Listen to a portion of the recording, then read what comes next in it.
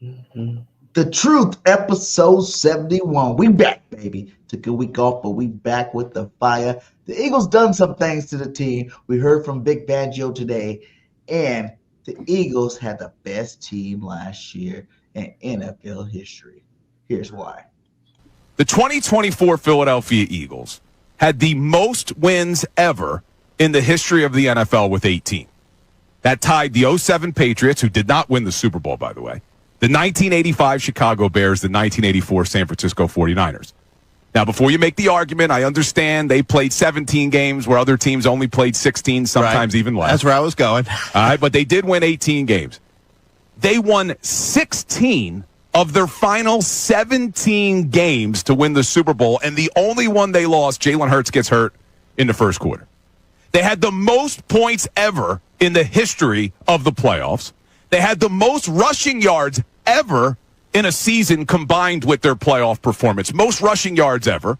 They were a plus 68 point differential in the playoffs. That's the best since 2002. A plus 50 point differential in the NFC Championship and the Super Bowl alone. That's the best since 2000. A plus 12 turnover differential in the playoffs. Second best ever. They set a conference championship record with 55 damn points. And they're only the second team since the 1970 merger to not only have the NFL's rushing champion, but also the number one defense, tying the 1992 Dallas Cowboys. Going on, everybody, man, and welcome to the very first episode of The Truth, where not all Eagle fans agree on everything, and this is definitely the spot where this shit about to go down. Oh yeah, able, oh yeah, I'm stable, oh yeah, no label, oh yeah, you know me, I have only the best, I'm lonely, but damn, I'm going. This is why we started this, because of you. We started this. I'm tired of listening to your fantasy that you living in right now. Always talking about everything no until proven otherwise. BS! I'll be number one, working hella hard until I get just what I want, yeah. Rises like the sun, yeah. Fatal like a gun. You know what I mean? Hey, I was pretty close last year thinking like that. We could have easily won those 3 games. I gotta get through it, and the only thing I know is to love what I'm doing. Right? Did you not beat ourselves those 3 games? Look, we lost. Never listen to the no's, I just wanna keep We could win the moving. Super Yeah, Bowl, I but put we it lost. hard as hard, it's my only medicine, yeah. Everything I do, I'm just being genuine, yeah. I'm sick of being screwed, feel my own adrenaline, yeah. I do just what I do, and I hope you let me in, yeah.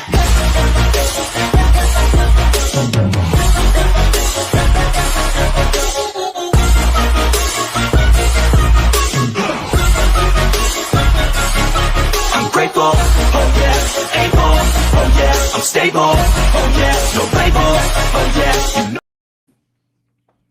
What is up, everybody? Welcome to another episode of The Truth with BG31 and JC Sportstalk. How you doing today, my guy?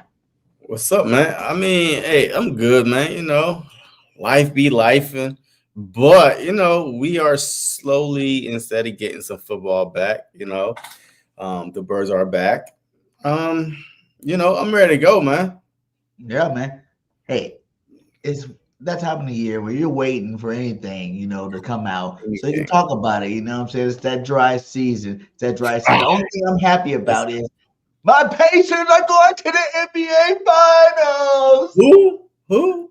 Indiana Pacers, baby. It's gonna be listen. How awesome is it to be? Yo, they're about to get their ass kicked. I'll tell you right now. How awesome is it? I think I might even become a Pacer content creator too, because there's not very many of them out there, for one. And for two, 31 come from Reggie Miller. 31, my football number, 31, 31. You know what I'm saying? The Pacers, it's so awesome to see your team, both your teams, win a conference championship in the same year. And then you got your other team won a Super Bowl. The Pacers can go win a Super Bowl. Both of my teams would have win the championship in the same year, and it'll be absolutely amazing. Amazing. All right. So since your Pacers are in the finals, Yo, how froggy are you? I mean, do you think they have a shot to actually win the NBA championship, or are you just happy to be there? I want to say they have a shot to win it. Like I've watched the whole playoffs, every single night, every game. And I think they have that it factor this year. It's like they got slapped a couple of times to bring them back on course, kind of like the Eagles did. To me, it really seems like the Eagle type season is what the Pacers are doing. They're showing no fear. They play great defense. They don't turn over the ball. You know what I'm saying? And they're shooting lights out right now. I think they're above 50% shooting a three right now. So I know everybody thinks that, OKC, this is a walk in the park. They've been the best team all year long. You know what I'm saying? They're going to just go in there and just walk it out. I'm letting you know right now, if the Pacers bring that heat, because OKC ain't played teams like the Pacers, to get there. They've been blowing teams out like blah, blah, blah, blah, blah. Minnesota maybe, but other than that, they've been doing their thing. It's been easy cakewalk to them. And they remind me of the Kansas City Chiefs right now. Neither franchise has won, I think, a championship.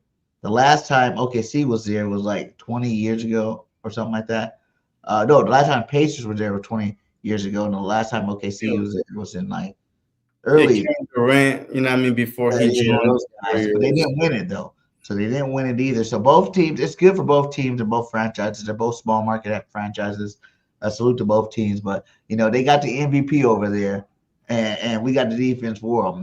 I know they're ranked. It's weird because we match up the same. Like what they're good at, we're good at. What we're, the only thing that I think that we are better than them is that 3-point ball. And that, when you live and die off the three, it's like that can make or break you as a team. So that's the only thing you're holding your hat on. I don't think the Pacers are gonna stand a chance. They're gonna have to go in there with the intensity that they went in there in New York.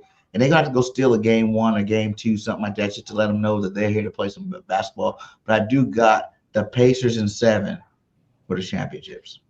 So you want to put something on that? Hey, that's not in my team, but look, I'm telling you right now, it ain't going to go no more than 6. Pacers in 7, JC. Why you always got to go against me? Yo, I think, OKC in 5. Oh, okay. I'll bet you that don't happen. What? OKC in 5? Yeah. What do you want to bet? What do you want to bet? Hey, you already owe me your jersey. I'm waiting for. So I'm giving you to September to the season starts. Yeah, and I got my time. I'm gonna get your damn jersey. You've gotten all the ones I've given you before. But I also owe you lunch. Remember that I told you go send me the bill. Yeah. You know what I mean? It shouldn't be no more than $10. So remember what? $10. $10. What I'm gonna eat for $10, JC? Nah. It was a $50 bet. It was a $50 bet. I was like, no more than $50. But we can't just do this right now. But go ahead. Another jersey, I guess, for each side, because I need a couple of jerseys right now. Another jersey. Some players on the Eagles squad. Man, I'm not even. I'm not even a Pacer fan or OKC fan. Saquon jersey. Oh, hell nah. Hey, they ain't worth no Pacers, no OKC bet. Yo, that's like a playoff. You tell JC, playoff right now. Leave your Nets and come join the Pacers, man. We've been to the back-to-back conference championship 2 years in a row, so you know what we know we're doing. Never. It's a home of basketball. But look, all right. Man, you know what? Hey, by the end of the show, I'll think of a bet. All right. Think of it. But yeah, that's in 5. Like I know it ain't gonna happen like that. There ain't gonna be no blowout sweep. Yeah, I know. It might be 4-0. Hey, they might get swept. Honest truth, man. That's Cap City. Yo, you like my little friend right here, man? It's my little gnome. Oh, my little guys. Yeah. My little assistant right here. You know what I mean? I gotta let everybody see the little assistant right there, little face. But yeah, man. All right. Man, so the real pimp, you assistant pimp. Yeah. Hey, look, he the assistant to the assistant. But all right, so like, where do you want to start first? Like, Vic Fangio press conference was very, very telling. I wanted to go there, but let's go ahead and get out of the way since DeAndre's done said it. Huff and Puff is gone. Huff and Puff is finally traded, man. Bryce, what's his name? Bryce Huff. Bryce Huff. he's out already. You know what I'm saying? In San Francisco, the Eagles traded for a mid-round draft pick, and now we're up to what, 13 draft picks, man. Like, this is ridiculous. Like, we got way too many picks going on here. Yeah. Like, look at all them damn picks. Like, and I think there's one underneath that you don't see. Like, there's a lot of draft pick Cowboys stockpiling for some reason. But yeah, how do you feel about the move? Did you know it was coming? Did you expect it to be here? And are you happy that he's finally gone? Because I was one of the guys that was hoping that if we couldn't do nothing, the reason why he left was obviously we were able to rework their salary. You know what I'm saying? We were able to rework it. San Francisco took on some of it. You know, Banner back in the club with Howie, got connections over there in San Francisco with the old coach over there from when they were at the Jets. You know, all that stuff led to, you know, this deal working out, because like that's probably the only team we're probably going to be able to get him off to. But I was thinking maybe, you know, if he didn't get traded, that maybe he would do something this year to help put his face back out there. But he's gone now, man. How do you feel about it? A mid-round pick, I wish they would tell us what mid-round pick. Like, what is that? They said a fourth. It's a fourth? Yeah. I know on this thing, when I was looking at it too, it said something like it was a fifth on this one. But I think it's probably a fifth that could become a fourth. Depends, you know, how much, you know, he plays and all that. Like a Hassan Reddick trade. Yeah, almost like that. But I mean, Huff being gone to me is like, okay. I mean, look, how he admit. Well, I don't think he. So Vic Fangio, he said something today. Right? Did they bring up about, hey, Huff is gone, you know, all that good stuff. And we was hearing that he didn't fit the system. And, you know, a Vic Fangio, he might be playing politics. I don't know. He said, no, it's not the system. It's just the fact that, he was playing with a hurt hand. Mm-hmm. And then he tried to play for a couple of games. Boom, that didn't work out. He decided to get surgery, right? And then when he got back, he was playing with a big old cast in his hand. All these, stuff they were saying. But I really think that Huff did not fit the system. Like, I don't know, like, what happened the first 4 weeks. BG said that too. You know, sometimes guys. He said something about along those lines, like sometimes, you know, guys aren't in the right system, asked to do different things that they're not comfortable doing or they're not used to doing or something like that. So that gives them a little time too. But even Vic said, you know, he probably going to do good in San Francisco. Yeah, you know, being back in his under his old defensive coordinator, right?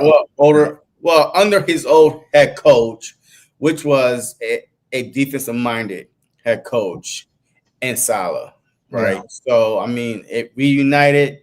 You know, feels so good. Hey, whatever. But I mean, he's gone now. I mean, that just give more opportunities for the free agents that we signed, Argilleries and Uche, and like more play time for Well, Smith is already a starter, so Jalen Hunt now. So yeah, so we have options. So just like Vic said, hey, we replaced all the guys we lost. Whether on the defensive line, in the secondary, we replaced those guys. So I feel confident right now. If the season would start today, I feel confident. Right? There's only 3 positions that on the Philadelphia Eagles, but we're gonna talk to it about it. But I feel confident that our defensive front is probably, if not more athletic than last year. Defensive front. Mill Williams was a good story. I mean, like straight up, he balled out when called upon. But, we had him for 4 years. Yeah. Yeah, we kept on saying sign Milton Williams, but having a Jalen Carter next to you, man, you could sign anybody next to a Jalen Carter because he's going to make them that great. He's going to make them stand out because he's taking up, all the double teams. So, just to get back on the story, hey, Huff being gone, it's all right. I mean, it's bittersweet. It didn't work out. We thought that he was going to be the next Hassan Reddick. Yeah. High hopes for him.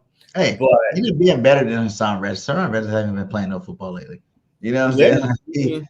He's been holding out and doing all this stuff. At least he was able to be there. We might not want him to be on the field, but at least he was available to be on the field. Yeah, I mean, so hey, on to the next. So, and even what you said about the Jalen Carter thing, with the Milt Williams things, like I was looking at PFF and they were like Jalen Carter's 5th overall for interior defensive tackles. They said Jordan Davis was like 28th overall, and then Amaro Ojomo was 32nd overall, something like that. I'm reading today on PFF. What do you think about that? Do you think? Because another thing that came out too was about Jalen Carter. As awesome as we say he is, like this came out from Jeremiah Trotter, and Trotter said from the inside, talking the inside, he doesn't even know how to play the position yet. He's just playing off raw talent. Sky's the limit for this kid. I'm excited about his future. Like, is that crazy knowing that this man was an all-pro? And the crazier thing is, Vic backed him up today. You know what I'm saying? They asked Vic, and they're like, "Yeah, that's about right. That's about right." So Jalen Carter's an all-pro. Whether it's second team or not, all-pro, and he don't even know his position yet. Like, come talk to me, JT. Help us explain this to everybody because I'm confused about it. Well, if you ask me about the defensive line, right? How, with all those guys that you mentioned. But let me share something real quick, because it's funny that you should ask this, because as you can see, right, I said this. I believe, and this was May 29th, I believe the 2025-2026 Eagles defensive line will be the best defensive line in football. Not only we have young, hungry dogs, but depth in every important position, like the Jalen Carter, the Smith, the Hunts, right, with Davis, and then boom, even more depth, right? Booker, I think that's Booker right there. The first one was Ojomo. Yeah. Ty Robinson. You know what I mean? Like Ojori. I'm telling you right now, we have more depth than last season, in my opinion, with these guys right here. And that don't include other guys that we might be, bringing in or whatever it is. I'm comfortable right now going into the season with those 8 guys right there. With those 8 guys. And don't forget, with your with Jahad Campbell, there's so many, Uche, right? There's so many guys that Vic Fangio could play with. And Vic did say that we might see some pass rushing from Jahad too. You know what I'm saying? But he did say Jahad won't be back till about August.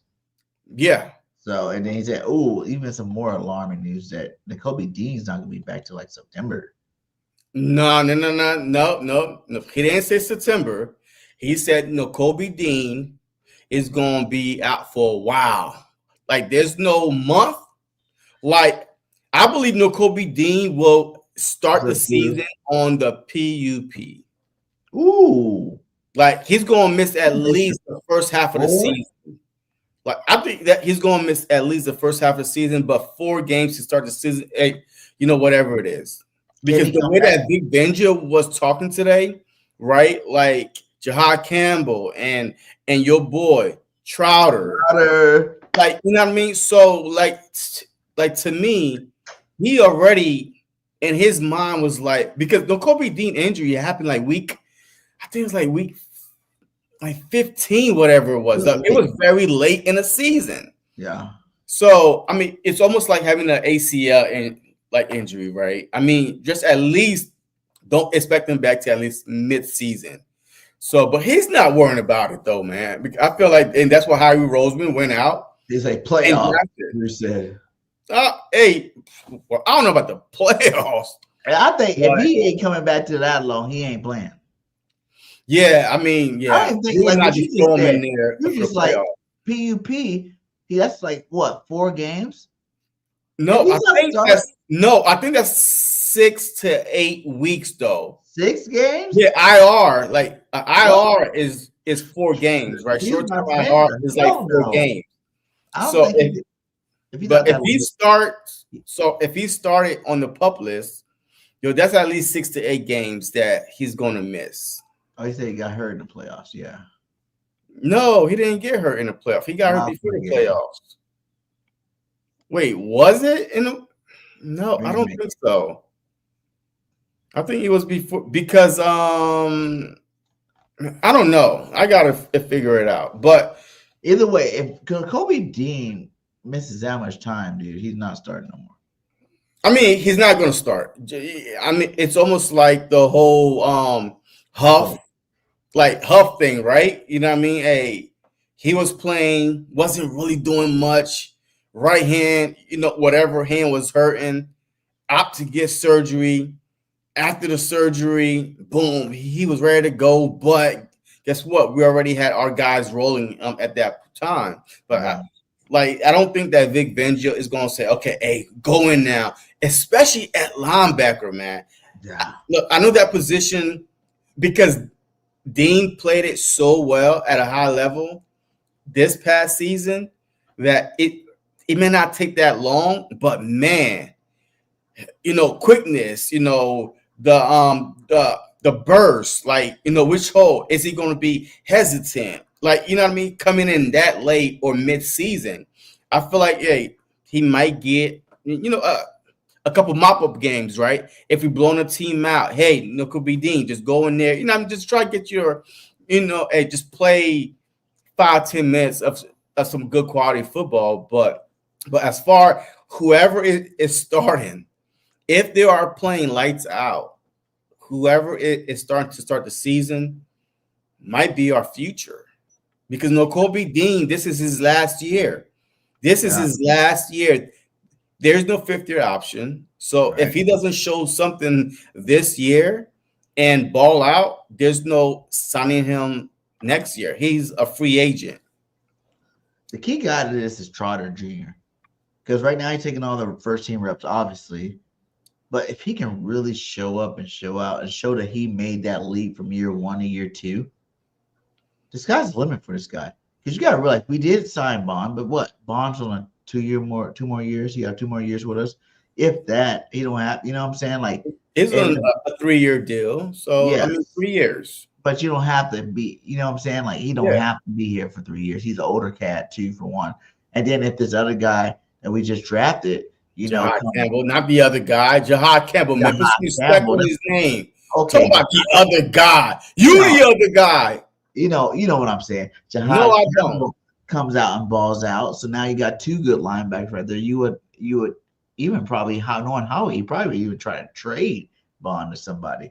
You know what I'm saying? Just to get capital or whatever and whatnot. Because you got to go. We like moving younger. And if Trotter really could pick it up this offseason, man, if he starts week 1 and plays good, it's I feel like that position in the whole, it's an easy position, not easy overall, but if you can get the scheme down, it's an easy position for you to dominate in because of the way we have our defensive front is so big and dominating, and the way that Dean and Bond both excelled in it. You know what I'm saying? Dean been on the team for a while. He hasn't looked this good since he's been here. So I'm saying, man, it's Trotter Jr.'s job to lose, in terms of future moving forward. Are we going to keep you? Are you going to be the guy type thing? Because it's definitely a possibility. Oh, sure. Well, I guess it was in the playoffs. So, yeah, he got hurt. It might have been. It sounds familiar what he's saying, though. Yeah. All right. So, it might have been in the playoffs. But, look, if Bond go out and ball out, man, the way that Vic Fangio could use Jahad Campbell, let's just say, hey, you want this guy on the field. You don't need to trade anybody. You could literally have Trotter, Bond, and Campbell all on the field at the same time because Campbell could be used as an edge rusher, right? He could be used all over the field. So I don't see us saying, all right, Bond, thank you for a good year. Let's try to get some value out of you. Nah, I think that Bond is here to stay until he proves that he can't play anymore or he get injured or whatever it is. But I definitely don't see us. He should be better this year in his second year. Who? Bond? No, I don't think so. I think that no. You think he peaked out in the first year? No, I don't think that he's going to duplicate what he did the first year. I feel like that he's going to come close, right? He's not going to get 150 tackles, whatever tackles he got. I feel like that he might get Dean numbers, right? 120 tackles or 118. But like what he did last year, he should have won Defense Player of the Year. Should have won that. Like literally, first team All Pro. I mean, he made the worst defense, the 31st defense in the NFL, or number 32nd in certain, areas, to become the number one defense in the league. He did that, right? Just him being that linebacker, making big plays, key moment from week one. Yeah. From week one in Green Bay, like in Brazil, to the Super Bowl. This dude had an interception. He was so consistent. Every game was almost like double-digit tackles. Like double-digit tackles, making big plays, speed all over the field. So I feel like that he knew he was a one-year deal. This is my audition. I'm about to go out and ball out because if I can't get paid here, I ain't going to get paid because I was a special team player. Once in a while, come in and play linebacker. So what he did was so great. Even Fred Warner, was not even on his level last year. Rickon Smith was right behind him. This dude was the best linebacker in football last year. So all we asking for as Eagle fans, it just please be top 3 linebacker, right? Hey, you ain't gotta be the best, the second best. I mean, a top 5 linebacker play, we're good. Because now we got other people around you that could help you out, right? So, but I think that we are in a good spot. And how we saw and knew that Dean was not going to be ready to start the season, and he got another linebacker, one of the best, top 2 linebacker in college, on the Philadelphia Eagles at pick 31. Like you can't make this shit up, you know. That was nice. That was definitely nice. I loved it, man. I loved it. So before we get on to the other challenges on the defensive side of football, let's talk about something positive here. We're talking about Nakobe Dean might lose his job. Let's talk about something really positive, and that is our boy Saquon Barkley has graced the cover of the Madden 26, my guy.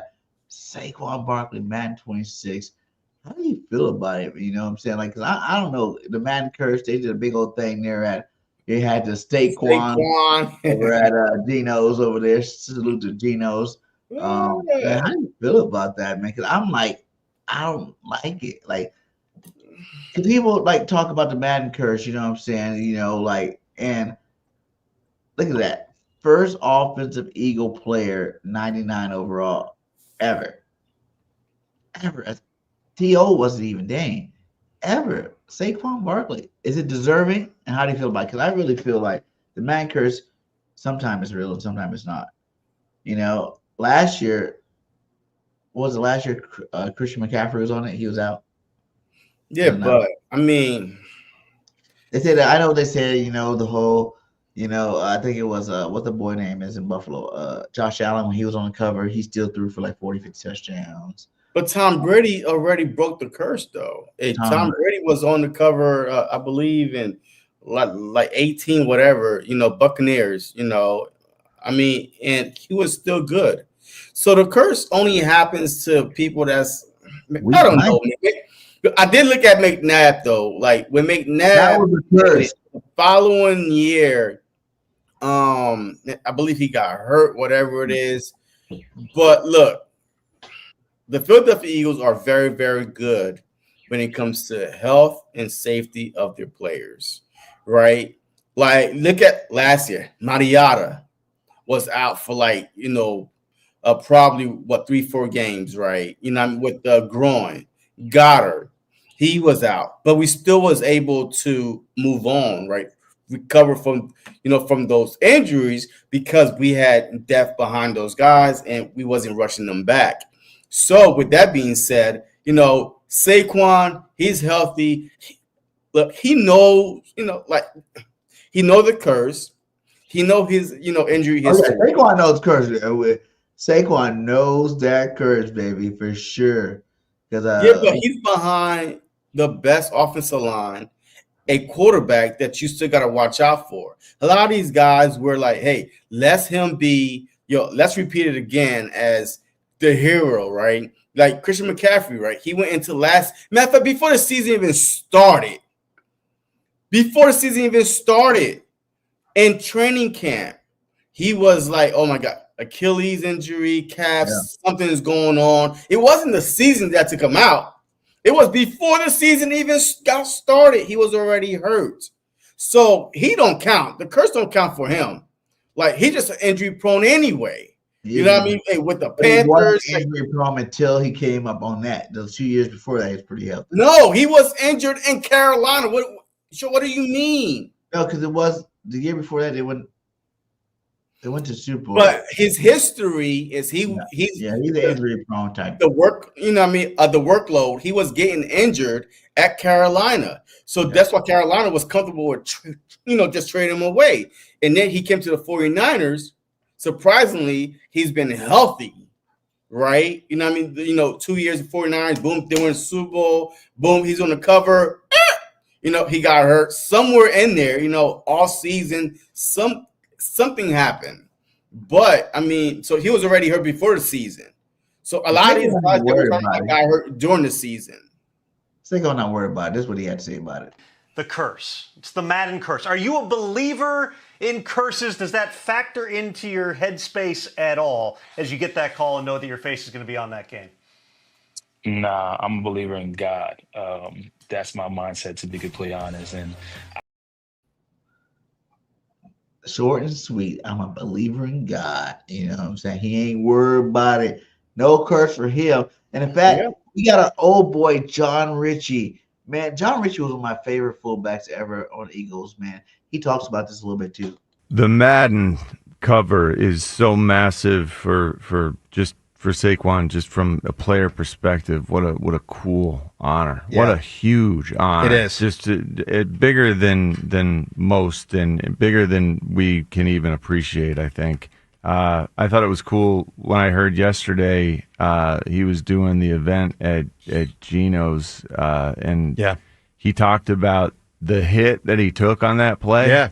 After, the leap was the hardest hit he took all year. Like, I think that's fascinating. Well, he was vulnerable. He was exposed. Oh, he said he had to come out of the game, and it's stuff like that we don't even consider. He still finished with power, though. That's the thing. To me, the most underrated aspect of that play, even when he landed and does get hit, but he still burst with some. He can't have the full power because he's not running at top speed. He just landed, but he still had some power coming out of the land to come forward toward those other two guys. It was unbelievable.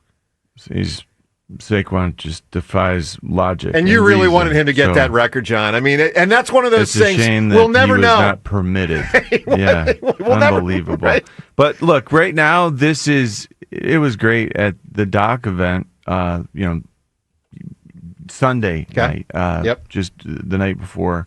Seeing the guys, the old teammates, the players, everyone coming back, there's this pride going on that it's so completely certain. We all are so certain that this organization is getting it right. Good. And it's just I'm so eager to see Jalen be everywhere this season. Jalen is about to explode. Jalen, and just seeing him smiling on billboards everywhere it really is. I don't think we're ready for how big this team is going to be, and Saquon, is already. We're seeing that. We're seeing how big this stuff gets. I do agree with him that this is going to be Jalen Hurts' season. Biggest year ever. It has to be, though. You know what I mean? Does it really? Yes, it does. It has to be Jalen Hurts. He has to go for over 4K passing yards. You know why? Because I know you say that a lot of teams are not going to do what the Chiefs did, to the Eagles, right? Force Jalen Hurts to beat you. Well, guess what? Defensive coordinators get paid. They watch tapes too. If I could see it with my naked eye, hey, let's make Jalen Hurts beat us this season. This dude never threw for 4,000 yards, never threw for over 30 touchdowns, barely scraping 25 touchdowns, throwing a season. So what do we have to lose? Make Jalen Hurts, because we know that the Philadelphia Eagles, define all odds, right? And letting a Russian team win the Super Bowl. That was that was one of the things out there. No Russian team can win the Super Bowl. And the Philadelphia Eagles are strictly, Russian team throughout the season. And they rush all the way to the Lombardi. Now, teams are going to know that. Like, teams are going to play. Like, regardless if they're small in the middle, like, whatever it is. But they are going to try to stop the run, and it's going to be up to Jalen Hurts, the Super Bowl MVP, to have won his best season. The only way I see the Eagles going back to the Super Bowl, even just getting that far, is if Jalen Hurts make other people respect him as a thrower. Not when it's needed, but like game in, game out. And now what? Now what are you going to be preparing for? You can't prepare, to stop the run, because Hurts is going to cook you through the air. And now if you're playing back, Saquon is going to beat you on the ground. So this is going to be Jalen Hurts, and in my opinion, biggest test to go back to the Super Bowl with the teams, with this schedule, is going to be on Jalen Hurts. How well could he play? That's so hard. I agree, right? But this guy right here, man, this is not by luck. This is not by chance.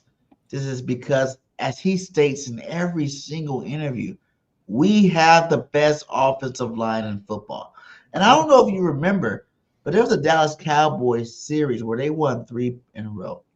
And it was mostly Emmitt Smith running behind that big line. Yes, you had Troy Aikman. Yes, you had Michael Irvin Harper. But at the end of the day, they didn't put up big numbers. Like, he didn't put up big numbers. Troy Aikman didn't put up that many big numbers. They let Emmitt Smith run the football because he had the best line, and he was the best back in the league at the time, even though I think Barry was. But they say it's the same thing now. As much as we had 18 games of football. Look what this man's first year behind this line is. 18 games of football plus the playoffs. So now you're looking at like 21 games, something like that, 22 games. No one could stop this man all season long because of our offensive line. And I know people like to say spats, but to me, he was stopped a couple games. He was stopped in the Super Bowl, and then the Dallas Cowboys. The first matchup. He didn't rush for. He didn't even rush for 100 yards, 80 yards in that game versus the Dallas Cowboys, the first matchup. But I'm saying though, so you're talking about one game. You're talking about 2 games out of 21 games. And even I don't think the Super Bowl game was more that the hype was to stop Saquon because he tore it up so bad throughout the playoffs that you had to be a goddamn idiot not to throw every bone you had at it, because you shouldn't have lost the Super Bowl the way like that. And Jalen Hurts, you don't have to do anything. Whenever you doubt the man for doing it, he does it. You still got a 1,000-yard receiver and A.J. Smith, almost 1,000-yard, and Devontae Smith. You still throwing the football accurate, on point, inside the pocket, number 1 quarterback, you know what I'm saying, doing this thing. But just because it's not the 4,000-yard mark, I don't feel like that has to be reached this year. I just feel like he has to do what he did a little bit better. You know what I'm saying? Like, a little bit better does not have to be 4,000. Which will put him over 4,000 yards. You know what I'm saying? Just how many yards he had last year? Like 3,000 something. Yeah, like 3,000 yards. Well, maybe. A little bit better is like 3,500 yards, 3,600 yards, something like that. It's like, I don't feel like he needs to do that much more. The best Jalen Hurts is the one that we all agree is when it's 25 passes or less. It's the best Jalen Hurts. He's more accurate. He's more decisive. And they're impactful plays. You know what I'm saying? And when you got, this guy. He threw for 2,900 yards, bro. Exactly. So 35 would be a step above what he did. You got a guy like A.J. Brown, first 5 seasons, more than Calvin Johnson in yards. The number one, as PFF split, the number one receiver in the game. And I'm going to go with PFF on that. I don't like him like that, but I'm going with him on that because I do believe AJ is number one in man coverage one-on-one. AJ Brown's unstoppable. Always open, 1K always open because he's always going to hunt 1,000 yards and he's always open. So I do think his game fits well. And then the other thing is you got our boy over here that is Devontae Smith the best number 2 in the NFL. Because PFF put the rankings out. Devontae Smith is 17th receiving. You got to be like both of these cats missed like 3-4 games. So when you got those two guys on your roster, my guy, like he was 17th. There's 32 starters, and then that's times 2, so that's 64 starters. And he's 17th, so he is definitely the best number 2. But see, BG, what else did PFF say about the Philadelphia Eagles offense? Go ahead. Wait. Hey, don't give me no accolades of the best offensive line, right there. The best wide receiver. Right there. Wait, the best roster. What did PFF say? Hold on. What did PFF say about the Eagles offense? Their weakness? Go ahead. Come on now. Don't read all the positive shit that PFF is saying about the Eagles now and leave out the negative shit. Now, if you keep going, PFF. When they speaking straight true, up what PFF said about you heard him saying, I'm with you when you're right. Say what did PFF say about Jalen Hurts? He's the best quarterback in the league. Okay, bullshit. Okay, so PFF said that Jalen Hurts passing is the weakness of the Philadelphia Eagles. I look, that's a fact. Okay, so if you only, all right, so we do give him credit. He shows up when he needs to show up, right? There's a reason why teams say we're gonna stop the run. We're gonna let Hurts beat them. No team was saying we're gonna let Barkley beat us because he's been beating y'all ass all year. So now team was like, we got into the playoffs, we're gonna make Jalen Hurts beat us. Okay, I get it. 2-3 games is cute, right? But there's a reason why teams was letting Barkley, run all over him. And this and that. So PFF said the weakness of the Philadelphia Eagles is Jalen Hurts passing. What do you think? This past year, he threw for 2,900 yards. I'm not complaining, but the problem is this. Even A.J. Brown, when your own teammates, when your own number one wide receiver that you claim the best wide receiver in the NFL, according to PFF, he said this offense need to, open up a little bit, be a little different. Because you're not going to win another Super Bowl running the exact same offense. If you do win, then every defensive coordinator that the Philadelphia Eagles face this upcoming season need to be fired.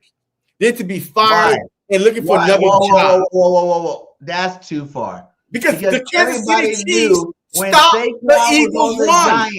When Saquon was on the Giants, he was wasted talent. And everybody because the offensive line was trash behind the line that we got now. He was going to destroy the league, and that's exactly what the man did. He is 99 overall. How many times did Saquon not rush for 100 yards, Birdgang, off the top of your head? How many times did defensive coordinator? About 4 or 5 times. Out of 21 games, I can live with that. But you keep saying 21 games. What are these 21 playoffs?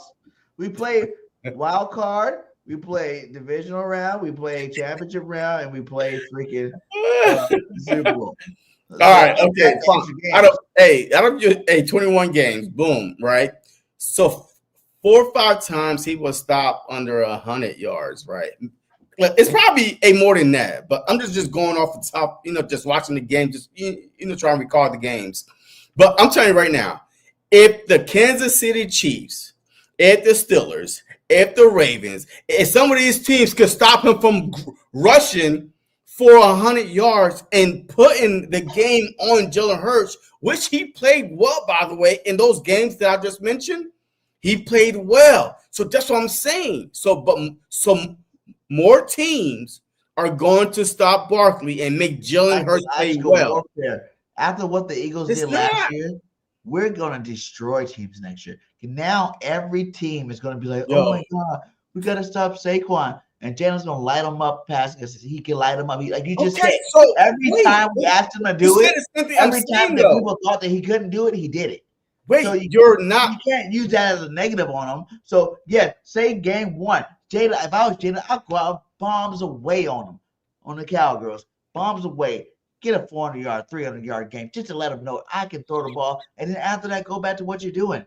Go back to what works. Go back to what the offensive line likes to do best, and that's run block. Those guys went to the coaches when we were 2-2. Every single time the Eagles try to go to a passing offense, there's a problem. To the point where we were 2-2 last year, and the line had to go to the offensive coordinator and the head coach and say, hey, let's run the football. We can do this.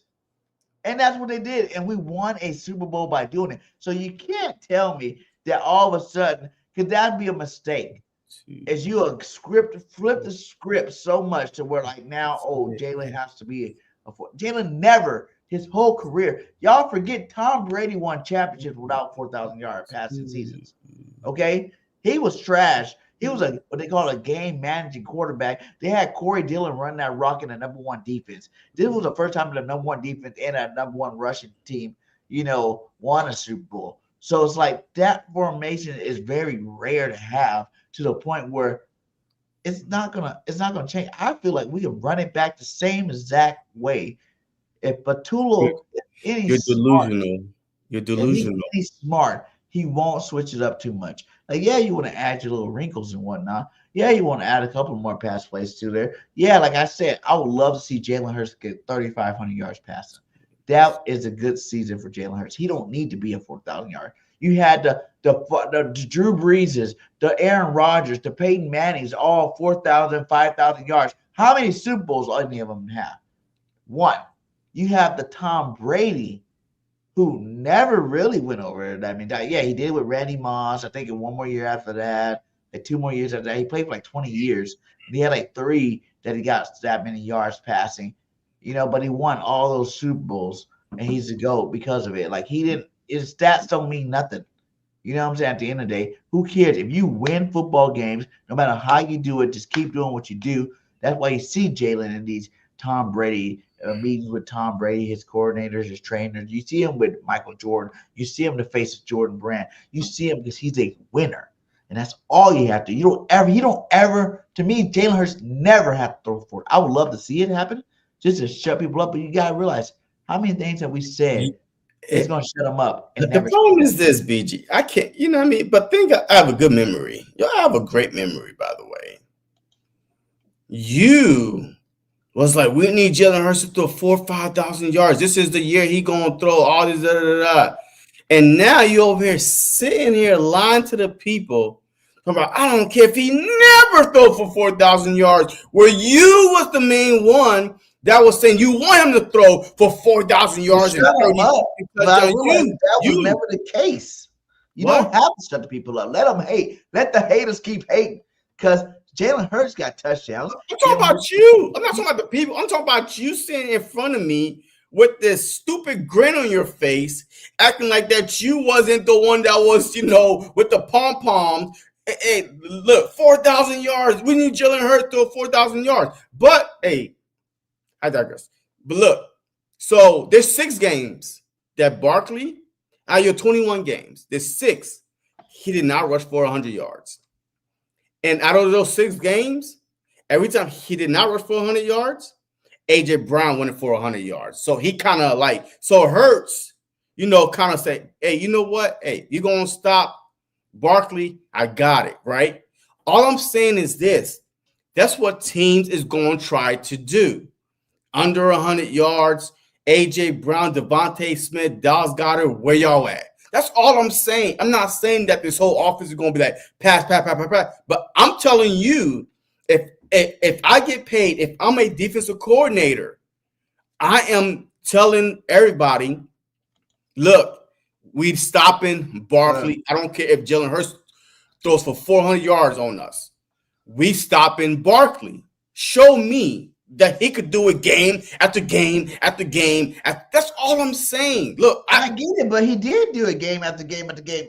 You don't think by week 6 you cannot do it game after game for 2,900 yards and 21 games. I'm sorry, you can't. You don't think that 2,900 yards every game, 2,900 yards? If it's 2,903 every game past week 10, you don't think every quarterback? I mean, every defensive coordinator. You cannot defend 2,900 yards through the air in 2024, 2025 no more. 4K is automatic for like 80% of the quarterbacks out there. Like, that's how easy it is to get 4K nowadays. Yeah, loser quarterbacks that don't win those Super Bowls. No. Okay. So in that case, only Patrick Mahomes, Peyton Manning once, and Tom Brady won. No, I'm not talking about them back then, man. I'm talking about over the past 5 years. Okay, Patrick Mahomes once. Okay, but it's been a lot of 4K quarterbacks. Like, getting it so easy. But look, I don't care about the 4K. I'm telling you that you cannot defend 2,900 yards in 21 games. You keep throwing up this 21 game, but 2,900 yards, BG, you could do that. We were sitting back. You know how you defend it? When you say the all-time leading rusher ever. Exactly. Period. So going back to my point. Relax and lay Saquon. Yes, okay. But going back to my point, you think, hey, they're going to sit there and say, the all-time leading rusher runs against us. The guy that's on Madden, go ahead and run us to the Super Bowl again. You think they think that about, hey, wait. I got something to even stump on that. You think they say that shit about Derrick Henry? Because Derrick Henry been dominating for a long time. Lamar Jackson is a shoot. He should have been 3 times like NFL MVP. He was the whole team, though. My point is, how many years was Derrick Henry the whole team? Like, he ran for 2K, my guy. Like, he's one of the only running backs to do it. But how far did the Titans get? Consistently 1,500 yards. How far did the Titans get? He was healthy. How far did the Titans get? Huh? How far did the Titans get with Derrick Henry? But what I'm saying is they didn't have other talent around them too to help it out. But what I'm saying is it's still possible for him to continue to run that way. If the Titans could do it and they weren't even no damn good, what makes you think the best offensive line in football can't do it? That's what I'm saying. I mean, you okay. All right. Look, we could stay here for 3-4 hours. I know we got a few more things to talk about before we get out of here, though. But you know what I'm saying? Like, I get what you're saying, but I'm just saying, like, there's nothing. All I'm saying is this: if we could run the same way to the Super Bowl, give me another ring. Give me another ring. Yes. Sign me up for 5 rings doing the exact same offense. Yes. And guess what? Every year, every team is going to have a defense coordinator. It's like, how the hell you let the Philadelphia Eagles I agree. have 5 rings doing the They won same 3 shit times in a every row, year? my guy. With Emmitt Smith. But that was the damn 90s, man. The boys was not as big, as physical, as fast What are you as they are talking right about? now. Larry Allen, Nate knew that line was humongous. Yes, the Dallas Cowboys line was outweighing everybody, including the linebackers and everything. But now you got them big boys on the defensive side that get paid. You got them linebackers that are big. Yo, shoot, Campbell next to Dean make Dean look like a baby. Jahad Campbell is big as hell as a linebacker. Like, yo, Cooper Dejean put Derrick Henry on his ass and did this. Yo, they wasn't doing that back in the day. You know what I mean? So, yes, the Cowboys had the advantage all across the board. Now it's almost like, okay, even out a little bit, right? Because, yo, there's faster, bigger defensive players are headhunting you. Like, you know what I mean? So, you have to watch out also, right? Because injuries is the key. The way you tackle changes. There's so much stuff that changes that affect the game. Way back when the Dallas Cowboys in the 90s was nasty, get out my way, ripping off face masks. Like nobody was saying, 15-yard penalty. Big people beat up little people. And when you have the biggest offensive line in football, no matter what, think about some of the best defensive linemen. They're not really that big. Like, I'm talking about pass rushers, I'm talking about run stoppers. There's like a couple of Aaron Donald. Aaron Donald wasn't that big. No, he wasn't big at all. Yeah. Like, you know what I'm saying? Like, there's not that many big ass defensive Von Miller. Von Miller wasn't that big. Nope, he wasn't either. So I'm naming some. Verse ain't big, and he was one of the best defensive players last year. He won Defensive Rookie of the Year, right? Yeah, him and the other guy on the Rams, Fisk. Those are some nice defensive players. And not that they're not nice. There's a lot of nice ones, but what do the Eagles always do against the Parsons, the Watts, all these Super Bosas and stuff? You run at them. You run exactly the side that they're on. And we use our big guys to bully ball them out of the game. And that's all the Eagles got to do from here on out. Like, as long as you got Lane Johnson, Lotta, Dickerson, and it don't really matter. And Jurgensen, it don't really matter who that other guy is. I do feel like Keegan might come up and pull it away from Steen. But even if it is Steen, whatever, Green, Steen, whoever he thinks is the right person for the position, I feel confident enough they're gonna be bully ball players.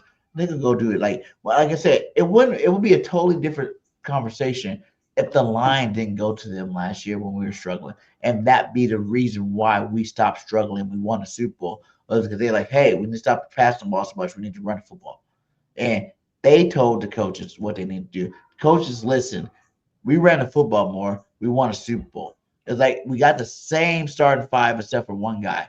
So you tell me one guy, and hell, the rookies. It's not about us though. Like, I mean, yes. I'm talking about us because we're going against the same defenses. You know what I'm saying? Like, yeah, no, absolutely not. I mean, it's not about us. I mean, the Eagles are going to be the Eagles. All like 10 out of 11 starters are coming back.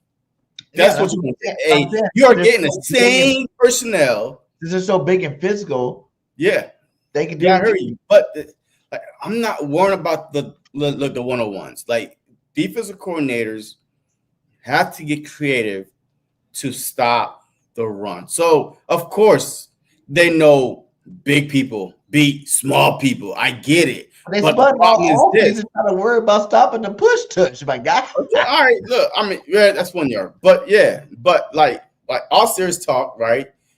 Like, I feel like they're going to look at teams that got dominated in the run and go off of that. And what Kansas City did, go off of that. That's all I'm saying. You know what I mean? So, yes, I would love for us to, hey, Jalen Hurts throw for 100 yards. I don't care. 1 yard, 1 yard a game for 21, like 210 yards the whole season. We win 5 rings. I don't care. And what I will say to your point, though, is I do want to see him more in that sweet spot, the 20 to 25. You know, all those games where it's like 16. I don't really like those games now. Even though we win those games, it's still like what, 16 what? A passing attempt? Yeah, attempts and like 19 attempts and freaking, you know what I'm saying? 20 to 25 attempts every game. You know what I'm saying? What makes her special, though, is the fact that he could go 13 for 19. 2 touchdowns.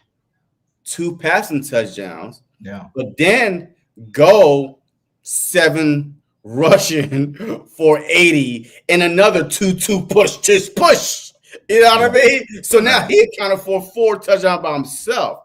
That's what separates him from a lot of these these other quarterbacks that's doing for 4K but can't really do nothing else. But do you think so? How do you think? Because like the new ranking was Jalen Hurts 5th. I believe Jalen Hurts is the best quarterback in the NFL. No, I don't. Listen. I know everybody want to go Patty, but why does Patty get so many, gifts? He's lost 2 Super Bowls for one. For 2, last season he didn't play that great throughout the season. Like his stats are suspect too. He had, I think, way more turnovers than Jalen Hurts for 2. It's like, yeah, I get it. What he done? He's on You know, he signed a big contract. He's won like what 2-3 Super Bowls already. But Super Bowls are team achievements in terms of being a better quarterback overall, leader of men, winning games. I think the Eagles have just as many since Jalen Hurts been a starting quarterback. He has just as many or more wins than Patty Mahomes overall in the regular season. I'll tell you why. Two things. Patty Mahomes been in the league for, I think, going on, man, like 7-8 years. Yeah, it's about 7. Never not played in a conference championship. That's number one. Or Super Bowl. But you can't say that because Jalen. Wait. You asked me why. Let me finish. Let me finish. I'm not going to tell you, well, Hurts never. Well, you can't defend why Hurts has been in playoffs every year and not give Patrick Mahomes his due. You can't. All right. So, but not only that, does Patrick Mahomes have the best offensive line in football? They did, yeah. When? Every year. So Andy Reid's the one that even taught Andy Reid taught us how to have offensive line. So that's not what I'm talking about, though. Andy Reid, no. They're the best in the league. Yeah. Based on the rankings all across the board, did Patrick Mahomes have? Yeah. Tony. That's bullshit, man. Yo, how you gonna sit there and lie? Because we are talking about why he lost to the Patriots, why he lost to Tom Brady in the Super Bowl with the Bucs, right? One of the worst offensive line because it's Patrick Mahomes. His whole offensive line was trash. Like last year, did he have the best offensive line in football? No, the Philadelphia Eagles did. So they had the best wide receiver in football. The Philadelphia Eagles did. They had the best running back in football. No, the Philadelphia Eagles did. But still, managed to beat out the whole NFC and make it to a Super Bowl. You're starting to really sound like these guys don't want to give the Eagles their credit because you're trying to say that all these other teams, they all. Wait a minute. You can't tell me to say why do you think Patrick Mahomes? Because you said why is Patrick Mahomes and why does he get all the best tight end in football? Travis Kelce. Okay, what else is next? He had for the first 2 Super Bowls. He had the fastest, one of the best receivers in football, and Tyreek Hill and Travis Kelce, both on the same team, and Juju Smith-Schuster. You know what I'm saying? And they won that Super Bowl. I'm saying like he had talent when they won the Super Bowl. They were the most talented team in football. But he's been to the conference championship and Super Bowl every year since he's been in the league, my guy. Andy Reid did that with us, though. But, bro, like, okay. You got the best coach in football, my guy. You can't ask me why did Patrick Mahomes get this, excuses and leash. But then everything I said, you trying to put your own bias into it. Oh, he had the number 1 team. He had the number 1 running back. His receiver do it. But it's like, these other cats had the same thing, and these other cats have no, they did not have the same thing. Harbaugh's have a stronger pedigree than Nick Sirianni. Would you agree? Yes. Andy Reid, stronger pedigree in terms of coaching status than Nick Sirianni. Yes. You know what I'm saying? Like the Buffalo Bills, that dude, Sean McDermott from Philly. All these guys are from Philadelphia. Let me add that. They're all Andy Reid disciples. They're all have stronger pedigree than Nick did when he came in. So it's like, of course, you want to say, but is this Nick or we talking about the players? We're talking about players, man. We're talking about players. Like you jump all over the place. Andy Reid, he's a quarterback friendly guy. Look what Donovan McNabb with Andy Reid. He's only had 2 quarterbacks, really. Donovan McNabb, who went to 5 straight NFC championships and a Super Bowl. So what was your question? And then you got. What was your question? Oh boy, I'm just saying like. What was your question? No, because I was answering your question, but then you went all over the place with all these other coaches. Jalen Hurts is the best quarterback in the league, and I said no, he's not. You cannot put a guy with 3 Super Bowl rings that's still active, that never missed a conference finals, that played to 5 Super Bowls above Jalen Hurts that got his ass kicked twice, first round in the playoffs, embarrassing fashion by the same team. By the way, the Bucs 2-1 against Patty Mahomes. If you want to go through wins, 2-1 dominating fashion. If you had that first Super Bowl, it should have been 3. But 1-1, in the Super Bowl. Yeah, I and get it. 2-1 overall. Come on, my guy. Jalen Hurts is that dude. He's a winner. I never said he wasn't a winner. Maybe you brought it up to me too. Even like guys like Lamar. Okay, then where do you rank him? Is he 2? Who? Hurts? Jalen. I say, look.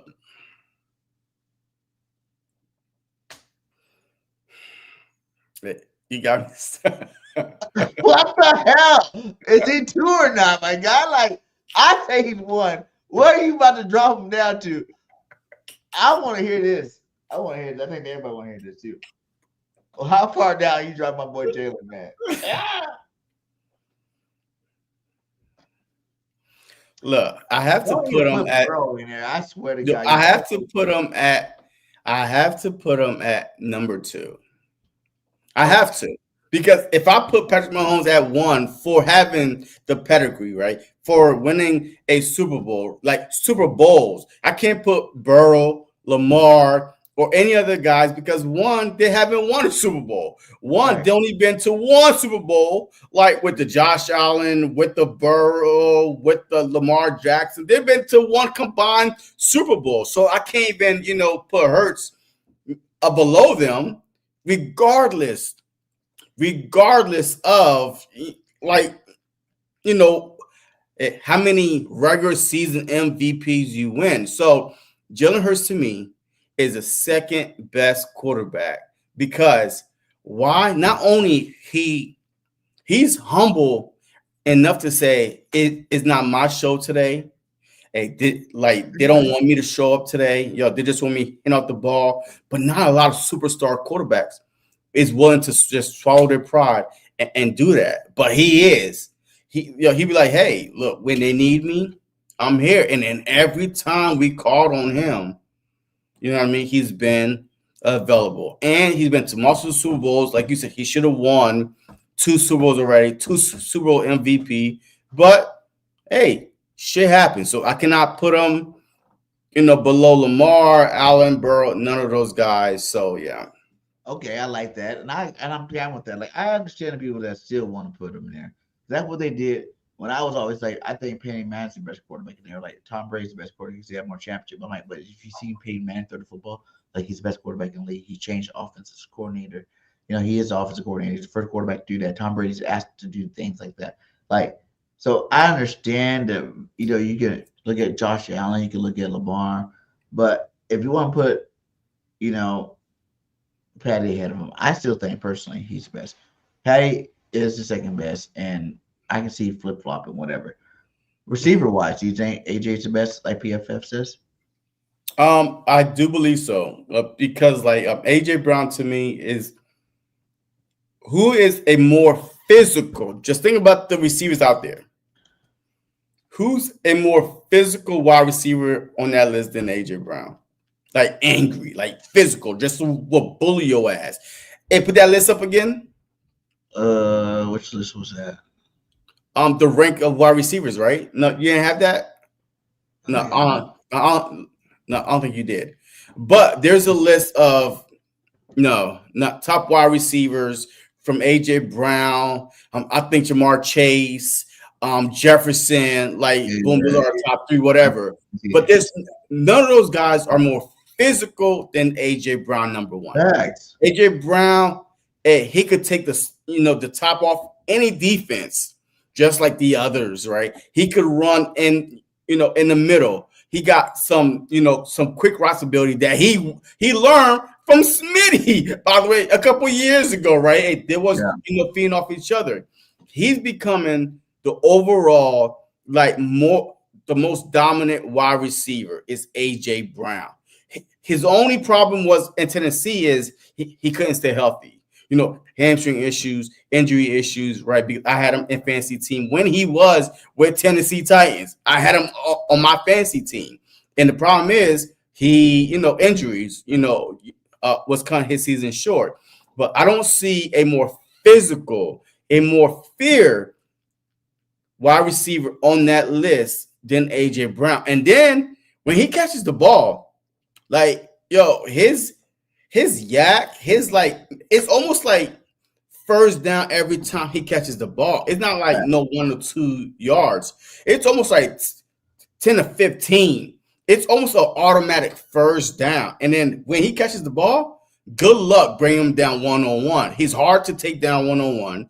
I mean, so to me, in my opinion, because he's AJ, Devontae Smith, Goddard, and a run-heavy offense, he's not getting, the 2,000 yards or 15, 20 touchdown ratio because our offense is so spread out.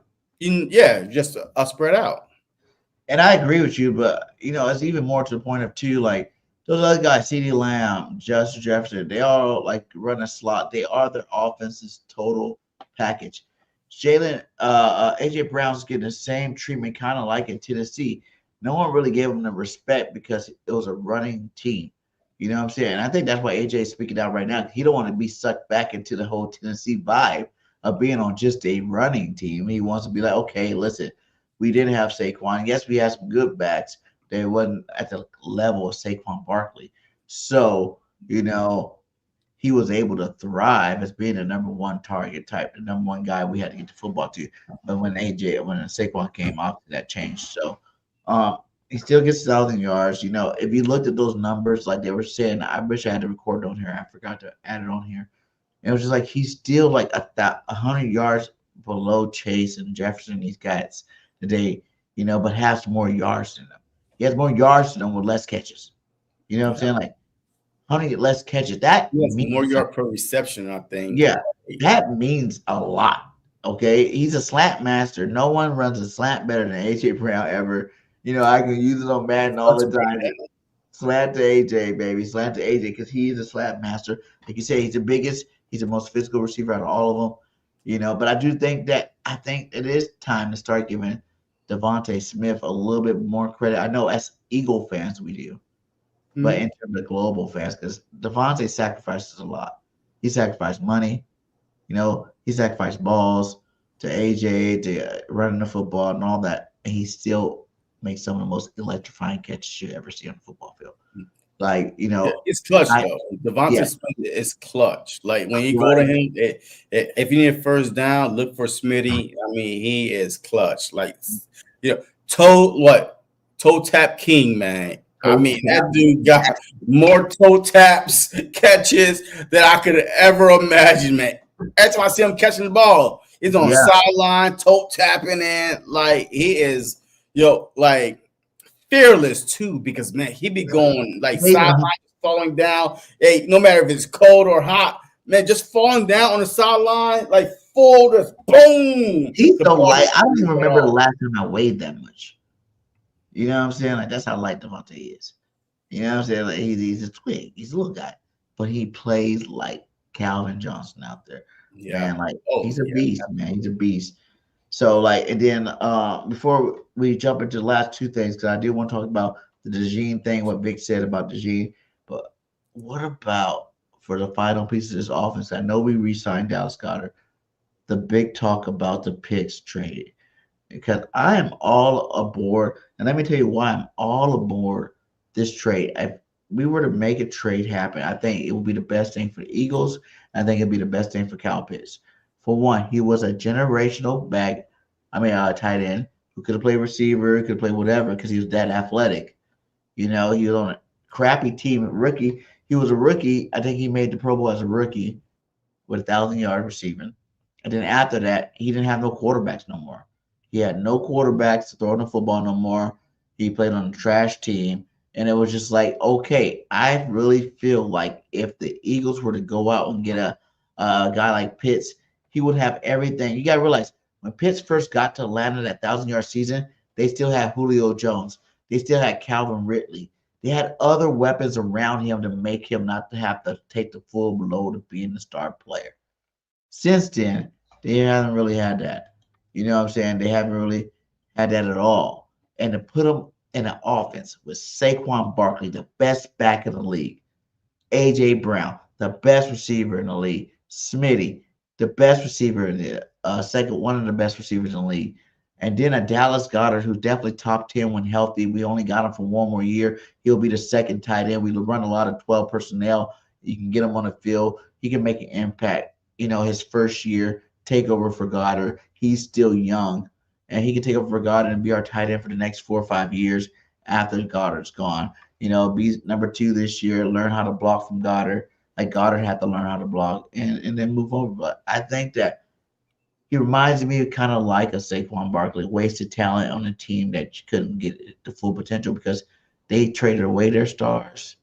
They really didn't have that many stars. I know you want to say Bijan now and did my boy from Drake London, but it wasn't like the Calvin Ridley, Julio Jones chemistry that they even got him to throw him into. They threw him into that. He had 1,000 yards. He had a good quarterback. Matt Ryan was the best quarterback they had over the last 5 years.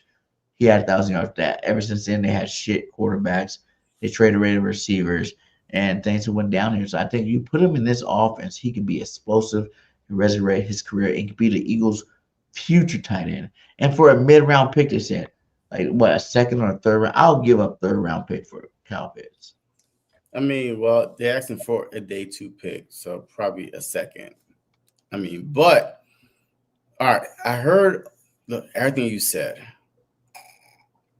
The Philadelphia Eagles like blocking tight ends, right? If you get a Kyle Pitts, he will be what is it? He will be like one of those, what I'm trying to say. He will hurt us in 11 personnel. So you're going to need another tight end out there to be like in 12 personnel, right? What? I would say no, because that's how Dallas Goedert got better too. Zach Ertz wasn't that good. And Dallas Goedert was always a blocking tight end. Zach Ertz was more. When Dallas Goedert was drafted there, like he blocks better than Ertz did. Yeah, but Dallas Goedert was a more physical tight end from the jump. You got to put a guy like him in Stoutland University. You don't think Stoutland's going to help him around the block? Stoutland ain't no tight end coach. He helped everybody on the line block. Oh, come on, man. Nah, man. Like, all right. So one, you have to want to block. That's number one, right? You know what I mean? So, like, I feel like right now, keeping Goddard, bringing in Pitts will be the perfect situation. It's almost like Goddard and Grant Calcaterra. Like, that's what Pitts is, right? He's a Grant but he's not a blocking tight end. So you kind of need both if you're going to try to run your whole full package offense. 11 personnel, you have one tight end out there. You got to make sure that tight end could be physical enough to block a defensive end, right? A strong, defensive end that is about to punch him in the mouth. He's got to want to do it. Goddard, he seeked that physicality, man. He was like, oh, shoot, where you at? Yo, I'm coming after you. So that's why Goddard is so good, right? He's a great tight end, good hands. You know what I mean? I'm good catch, yard after the catch. Like, he's an overall tight end that you want, but his only thing is he can't stay healthy because he's that physical, right? Sometimes. Yeah. But Pitts is a generational talent. Goddard wasn't considered a generational talent. He's just a good tight end. We haven't seen generational shit with Pitts. The first year when he had a quarterback and he had Julio Jones, really 1,000 yards. Pro Bowler. Rookie tight end Pro Bowler. I think he was one of the first rookie tight end Pro Bowlers there was. You take away the weapons on the outside, every player, gets better when you more weapons. Yeah, was gonna be better with more weapons. He didn't play on a team. You had AJ Brown, Devontae Smith, Dallas Goedert. You know what I'm saying? Like, whenever you're not the guy happen to be, you put him in his athleticism. He didn't get slower. You know what I'm saying? He's still athletic. He still can catch football. He still, got skills like a receiver that, like I said, in a year behind Dallas, because we did bring Dallas back. So he's not going to be asked to be the number one guy this year. He can learn. We can see what we got by the end of the year.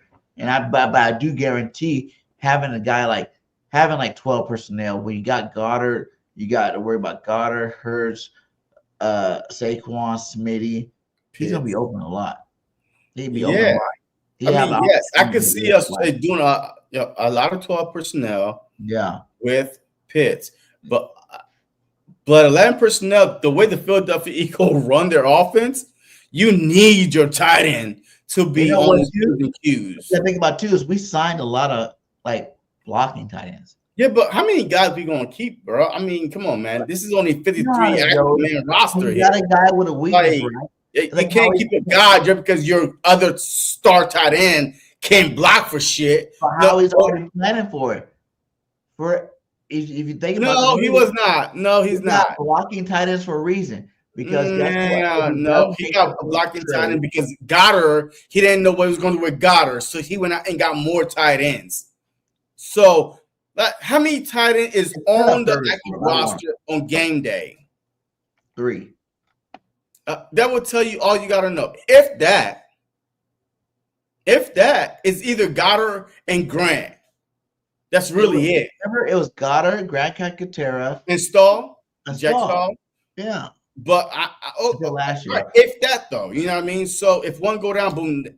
But I don't think that you're going to bring all these tight ends. Matter of fact, 4 of them tight ends are not going to make the cut. It's going to be all going to see. They're going to battle to see who can be the best blocking tight end out of the group, so we can go get a Hey, that's just my thing I want to throw out there. I'm gonna just putting my hat in, saying that I'm down. Yeah, no. I would not mind. I would not mind Kyle Pitts coming. Even if we get him for a 3rd round too, that'd be great. But remember, you're gonna be compromising in certain play calling, and it is what it is. Well, okay. Well, I see what you're saying in terms of like, if he's the starter, like for this year, it'll be a dramatic move, I feel, for him. Yeah. Well, because you still keep Goddard in for blocking, and then you still got him. Man, he's gonna run. You got to pay him. He's still young too. Like he can get better at blocking. He's 25 years old. As a matter of fact, he's a native of Philly. Yeah. So he'll be right at home. But you have to pay him. Another thing that we cannot afford to do because Davis, Carter, Dean, possibly, Q, Cooper. Like, hey, you can't keep paying. Right here, see this like guy? There's only so much money to go around. King of I hear you. The cap. Howie Roseman. King of the caps. Make sure you guys go get your King of the Cap shirts, man. They're on my website. He's the King of the Cap. He gonna make magic happen. Ever since the Carson Wentz contract, but he going to do so much. Doubted him again. He going to do so much. But look, he got $35 million right now. Okay. Yeah, I mean, yeah. And Jalen Carter, imagine if Jordan Davis and Jalen Carter both go off this upcoming season. One, we will be in a Super Bowl if that happens. If Carter and Davis both dominant DTs, they both gonna get paid next offseason.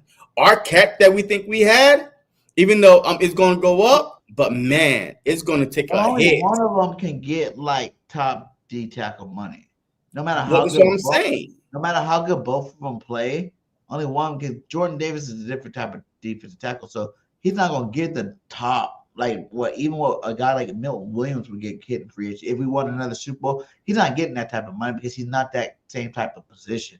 You know what I'm saying? Like he's more of a nose tackle. So it's like nose tackles don't get paid like that.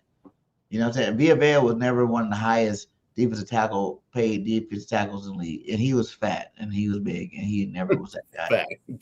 He was fat. Okay. But before we get out of here, I do want to talk about what I found very interesting from a Big Fangio when he was talking about Cooper Dejean. Everybody's worrying about Cooper. Are you gonna put him outside? You gonna put him inside? But I heard a little bit about this guy being a safety, my guy. He said like this. Listen, he goes, and don't leave out safety. He said in a base package, he looked at Cooper on the outside, but he's also looking at Cooper as the safety because he has the skill set to be a safety. Do you see Cooper Dejean not even making it as because you think that safety position, you could come up and beat a nickel. You know what I'm saying? Like a safety can come up and be a nickel. There's plenty of safeties that come up and play nickel. You know what I'm saying? Like, is that a better position for keeper? Everybody, when we drafted him, thought that he would slide right into that safety spot too. Well, football. Like, do you think that's a plus for Cooper that he's training, getting reps at safety, or are we messing up and leave the boy at slot corner and let one of these other guys be safety? Well, there's plenty of safeties that played safeties and then came up and played a tight end.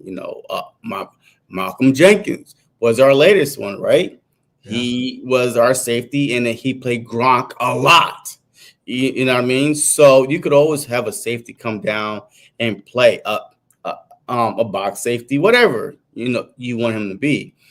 But I think we were putting too much into that. He did also say he's going to be the nickel. All right, he's going to be the nickel. But you can be, like I said, you can be the safety and the nickel. But he's 9 times out of 10 is going to be a nickel. But different packages, if that situation occurs, different packages. You know what I mean? That he might just drop him back a little bit. But I wouldn't read too much into that. You know what I mean? Like, that's just another way of. But even when I heard Cooper not coming off the field. He's kind of acting like outside, like he would do it, obviously, because who wouldn't do what your coach tell you to do, if they feel like that's the best position for you. But he was really saying it like it was like that. No, he plays safety in outside. He's acting like the outside corner was just that challenging. He played safety in college in the Big Ten. Yeah. He played safety in Iowa. You know what I mean? I'm Penn State guy. So, like, I'm telling you, he plays safety. So the position is not new to him, right? But he also said that nickel is one of those positions that's much harder, though, because you got to learn a lot of shit. You know what I mean? Outside corner, boom, is outside. You know what I mean? Well, it's simple. Safety, but the nickel is the hardest position to play on the football field as far as the DBs go. Because there's so much in and out to process, you know what I mean? But that's why you do not take him off the field. You use him as a utility, weapon. He could do it all. Safety, outside corner, nickel. It's just another tool in his tool bag, right? In case break glass. Look, break glass. Both our safeties is out. Break the glass. Cooper, go to safety. You know what I mean? So that's what I'm thinking. If you think about it, though, if you really thought about it, though, he might be better than Brown and Cooper. No, I don't want to think about shit like that. I want to think about him and the nickel where he keeping them both back there together. They can feed off each other like No, he needs to be in the nickel because a lot of these teams play 3 wide receivers, man. Nobody play 2 wide receivers anymore. Even if you have a tight end over there, do you feel comfortable with your linebacker on tight end or you bring up your nickel guy on tight end? If your hides on them, I don't care. But then you're taking away from your running, So, I mean, your run that. Okay, all right. How do you feel about adding Gilmore for depth? Why? For who? Where? Who? What? When? Where? How? For what? Like, if he totally doesn't want to play football. We have Adoree Jackson there. That's my USC bought dog right there. We have Adoree Jackson. You have to know that he's not here to play. He's here to be a mentor. Mentor for who? Q. He has Slay. He don't need no goddamn mentor. This dude should have been in Pro Bowl last year. He's a Super Bowl winning cornerback. Talking about mentor for who? For himself? Or Dejean? Who? Who's he gonna mentor? Dejean then. I just told you Slay was there last year. But Slay gone now. He don't even like it over there in Pittsburgh. If anything, look, there's only one person that I want for mentor or for depth. I know. Justin Simmons. Okay. Yo, That's the only guy Justin that Simmons. JC wants to see on the team right now. Justin Simmons is the Justin only additional free agent I want to see on the Philadelphia Eagles. I'm telling you, Philadelphia Eagle fans, if the Eagles get Justin Simmons, we are celebrating our third Lombardi trophy. We're doing that regardless. I'm telling you, because that would be that our secondary. You can't run on us. You can't throw on us. I mean, what are you going to do? Just give up before the game even gets started. Just give up and say, no mas. I'm done. Because our game plan is shit. We can't run because Carter, Davis, Campbell, Dean, Bond, all stuff in the run. We can't throw because the nickel, Cooper Dejean, Q, and we can't throw on the outside. Rango, by the way, USC, freaking Adoree Jackson out there, all these, and then you got Simmons, Makuba, Blankenship, Brown. You can't run, you can't throw. So I'm telling you right now, we get Simmons. But that's the only reason why I think they're not going to get Justin, because you got Makuba and Brown, and now you're talking about Dejean being back there. That's too many people, man. They're not going to do it. Well, mentor. Hey, we need a mentor for Makuba. Why not get Justin Simmons to mentor Makuba? BG, mentor. Like, you quick to say mentor with, our DB, you trying to get Gilmore, 80-year-old Gilmore, to mentor who? I don't know. At least Makuba is young. Makuba never played in NFL before. And Sidney Brown, to me, he's not experienced enough to be saying, hey, Makuba. As a matter of fact, time out real quick. Vic Fangio said something real spicy today about your boy, Sidney Brown. They asked him, hey, does Sidney Brown have a leg up because he was in the system last year? And Vic say, hell no. He missed all last year. Like, he didn't get the reps in training camp. None of that. So it's basically like him going into his first year in this system with Makuba. It's an open competition. So, if we thought that Sidney Brown was the guy, think again. If he cannot get the lingo that Vic Fangio want and Makuba gets it, he will be our starting safety based on what Vic Fangio said today. Yes, he came in, and played late October, and whatever it was, but he missed all those reps. So he didn't get all the first team reps that, CJ was getting, that Reed was getting. Like, during the week, he was getting backup reps, just, barely on the field. So this is a real open safety competition, according to Vic Fangio. And look, he said it himself. What are y'all talking about? What advantage does he have? I mean, he missed all last year, all last offseason, training camp, because he got hurt. So, hey, watch out. And he said, who are you most excited of seeing this year in Philly? I'm going to have to go with. You most excited to see play? Jordan Davis really has been my guy. Like, I feel like he's going to put it all together. We've seen him at the end of last year really put it together. They say he's in the best shape of his life, and I know they say that every offseason, but every offseason, that means he's getting closer and closer to being that guy. We see him get a couple of sacks last year at the end there. I really feel like this is his year. He understands that he's a first-round pick. The other guys like Carter and Nolan Smith have really shown that they are living up to that first-round standard. He don't want to be the guy from the Georgia Bulldogs that's not living up to the standard. I think Jordan Davis really has a monster year this year. I'm saying a monster year for Jordan Davis is do what you do in a run game like you always do. Stop that run, but you also add in another good 7 or 8 sacks this year. Okay. Hey, look, I'm going to go with corner, Rango. I'm excited to see Keely Rango play.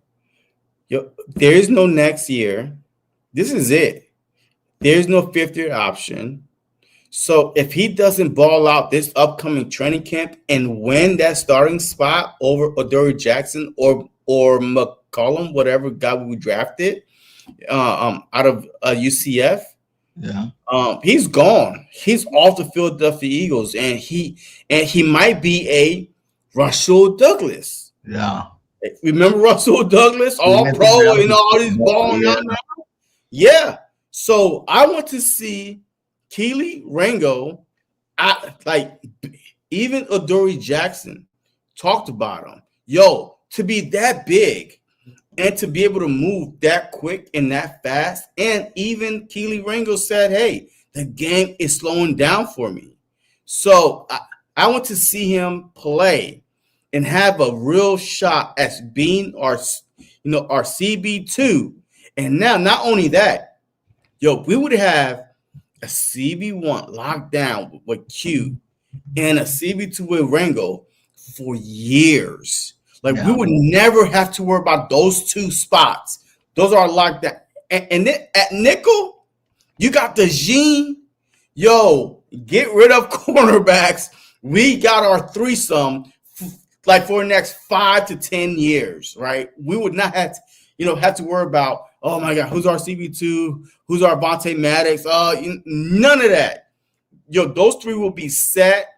And now all you got to worry about is what the defensive line, interior, if he was going to get paid, stuff like that. So Kelee Ringo, man, I'm excited to see him. And I'm really, really, really hoping he wins that competition.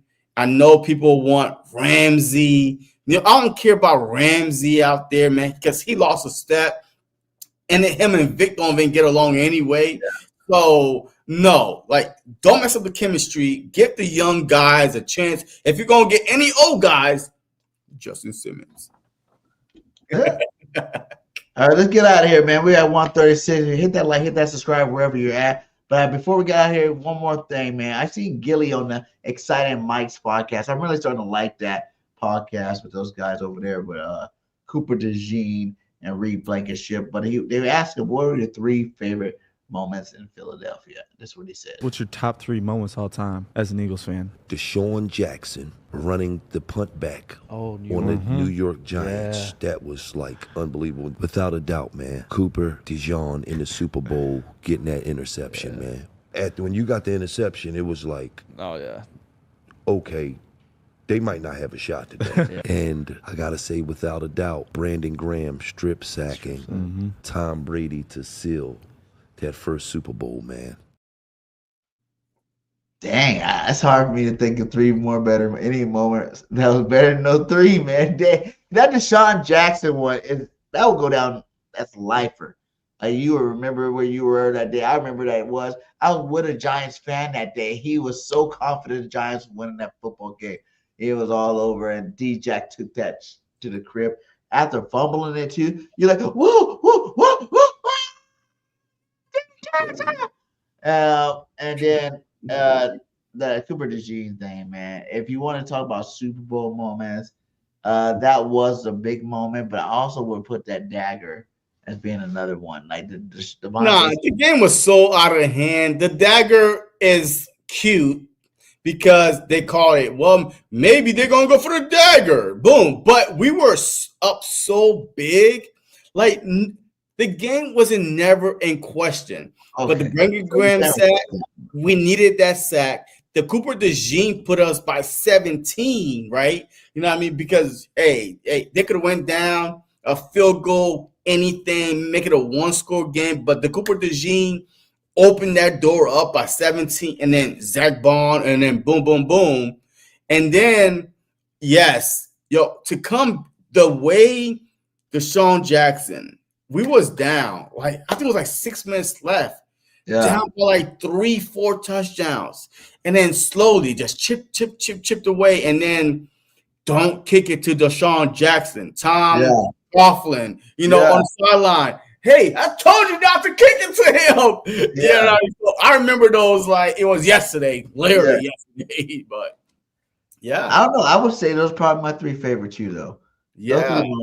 Because the only other thing I really like the Philly special too, even though that's another when they did that play, I wasn't expecting it, and when they did it, I was like, oh, we're gonna win this game, baby, we're gonna win this game after the Philly special. But that's be like that probably be one, unless you want to go like old school non-championship type things. Nah, I don't want to go that far. You want to go like the Randall Cunningham when he got hit. Nah, around Gumby. I didn't see it. I didn't see it. I love seeing that one. I can't tell you anything I didn't see, so I didn't see it. The dagger was a nail in the coffin for sure, but definitely a nail in the coffin. Yeah, but all those three either won us the game or played a big instrumental role in winning the game. Yeah. Like that Cooper Dejean, that pick 6, we was only up 10-0. The Brandon Graham fumble. Like, yo, that fumble. That was huge. Yo, even though that didn't seal the game, but that still gave us, to go down, waste clock number 1. Because we could not stop the Patriots at all in that second half. It was boom, boom, boom, boom, boom, boom, boom, boom, boom. Yeah. And then to get that strip sack, and then to give Jake Elliott an opportunity to put 3 more points on the board. I mean, that was like basically like sealed game. And then the Deshaun Jackson, like to take it to the house, boom, no overtime needed, just go.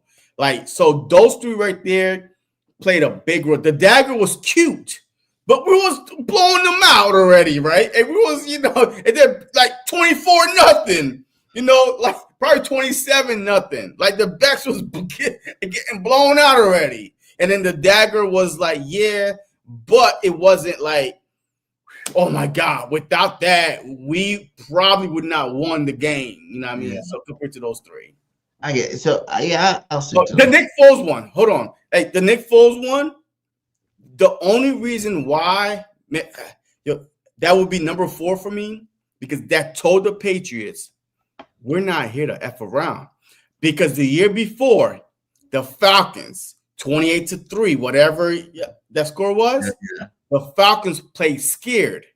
And Doug Peterson, Nick Foles, our first Super Bowl championship, they went out.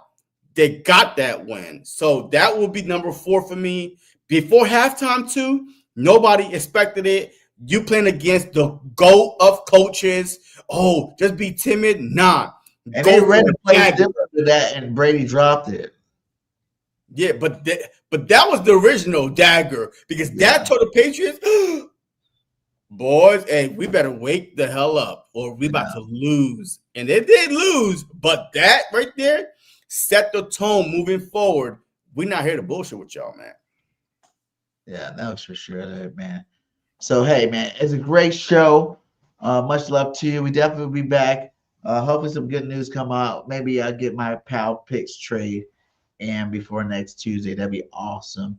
We see some more OTA highlights, probably bring you guys some OTA clips and whatnot. I want to send everybody off with a couple of, OG Eagles that was also, has had their face either on the 99 Club or on the cover of Madden, because I know one of them did it, but he did it before another team, and then I don't think Dawkins did though. But that's number 5 right there, by the way. That's number 5, because that was the last TD in our first Super Bowl.